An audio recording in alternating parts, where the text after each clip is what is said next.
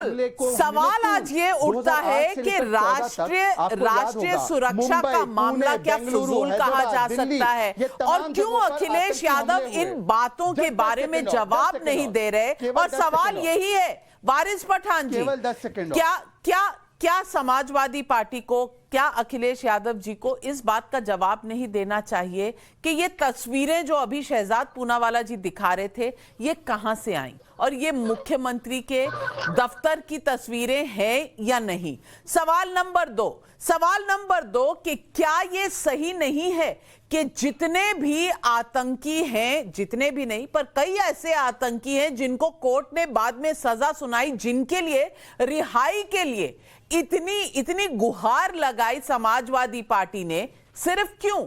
सिर्फ इसलिए कि राष्ट्रीय सुरक्षा जरूरी नहीं है, जरूरी है तो कहीं ना कहीं राजनीति में एक धर्म विशेष के बारे में बैटिंग करते हुए नजर आना। यह सवाल वारिस पठान मैं आपसे भी पूछ रही हूं, क्योंकि आपने भी कहा था लीगल एड देंगे, उन सभी लोगों को देंगे जो जेलों में हैं। क्यों? क्योंकि वो मुस्लिम समाज से हैं। क्या यह सही है? क्या कोर्ट इस देश में बने हैं कि नहीं बने हैं ये देखने के लिए कि कौन दोषी है कौन नहीं दोषी है? रिहाई मांगने वाले क्या एक राजनीतिक तरीके से रिहाई मांग सकते हैं?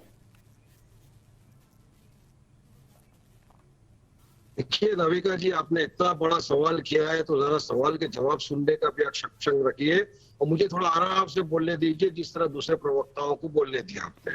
सबसे पहली बात तो आतंकवाद का और आतंकवादियों का हमने हमेशा से खंडन पड़तर नहीं करते, हमने हमेशा खंडन किया। हमारी पार्टी के प्रेसिडेंट असद उवैसी पहले वो शख्स थे जिन्होंने आईएसआई के चीफ बगदादी को जानलूम का कुत्ता कहा था।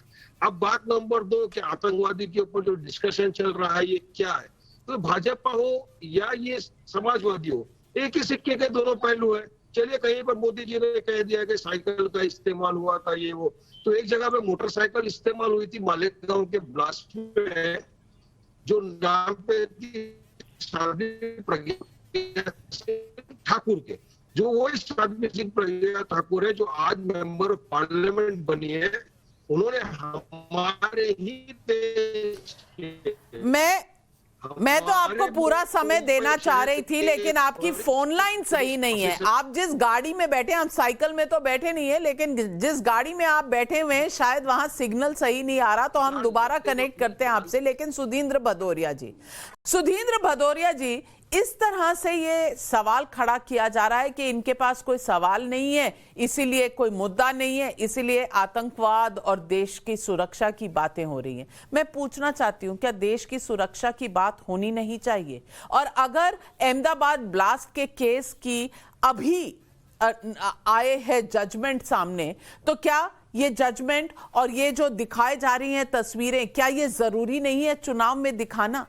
क्या हम हमेशा इसी दौर में रहेंगे कि अभी चुनाव है तो ये मुद्दा मत उठाओ, वो मुद्दा मत उठाओ? क्या ये सही नहीं है कि अखिलेश यादव जी के ये मैनिफेस्टो है 2012 का, और इसके पेज नंबर 13 में सीधे तौर पे लिखा हुआ है कि दहशतगर्दी के खिलाफ कार्यवाही की आड़ में उत्तर प्रदेश के जिन बेकसूर मुस्लिम नौजवानों को जेलों में डाला गया है उन्हें फौरन रिहा ही नहीं कराया जाएगा, बल्कि मुआवजे के साथ इंसाफ भी दिया जाएगा। मैं पूछना चाहती हूं भदौरिया जी, अगर बेकसूर लोग हैं तो सिर्फ मुस्लिम तो नहीं होंगे, कुछ ऐसे भी होंगे जो इंतजार कर रहे होंगे कोर्ट के जजमेंट का, और वो भी बैठे होंगे जेल में। तो ये मुस्लिमों के लिए इतनी हमदर्दी, बाकियों के लिए कुछ नहीं। और दूसरी बात, कई ऐसे केसों में जहां उन्होंने कहा कि इनको रिहा किया जाना चाहिए, उसमें कोर्ट का इसके विपरीत वर्डिक्ट आया। किसी को ताउम्र की सजा, किसी को 23 साल 20 साल। मैं पूछना चाहती हूं, क्या यह मुद्दा नहीं है उत्तर प्रदेश के चुनाव का?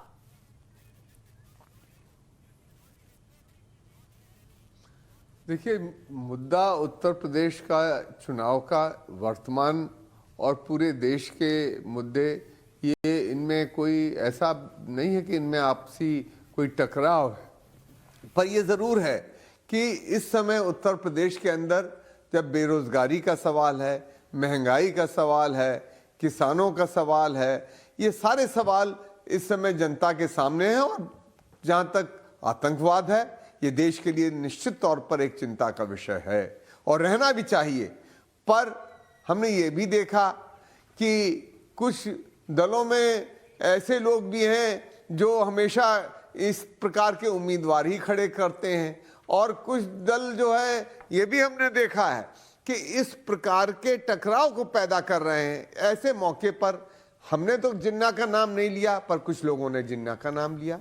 हमने तो इस प्रकार की बातें नहीं की। हमने तो नहीं कहा कि देखिए साइकिल में बैठते हैं आम लोग, ठीक बात है। हमने तो देखा आजकल आम लोग मोटरसाइकिल भी चलाते हैं। मोटरसाइकिल में भी बम रखा गया था, और मोटरसाइकिल में जिन बम रख गया तो उसमें साध्वी प्रज्ञा भी हैं, और ये साइकिल वाले तो खैर हैं ही हैं। आपने खुद बताया कि साइकिल में बम लगे हुए थे और वो बम फूटे। तो देखिए जो आतंकवाद है इसके खिलाफ पूरा देश है, पर ये जो दो दल हैं, ये दो दल की एक मिली भगत है। तुम भी इस तरफ से बोलो और तुम इस तरफ से बोलो ताकि ध्रुवीकरण हो जाए और ध्रुवीकरण में वोट बढ़ जाए। पर जनता समझदार है, इस समय महंगाई पर वोट देगी, बेरोजगारी पर वोट देगी, और जो आर्थिक जुल्म और अन्याय के साथ साथ महिलाओं पर अत्याचार हुआ, चाहे वो हाथरस में दलित की बेटी हो, चाहे उत्तर प्रदेश के तमाम अन्य जिलों के अंदर इस प्रकार की खबरें आई हैं, और पहले भी होता रहा है जुल्म। तो जब ये जुल्म होता रहा है तो इस पर जनता कसौटी पर कसेगी, और कानून व्यवस्था बिल्कुल हो, या जनता विकास हो, या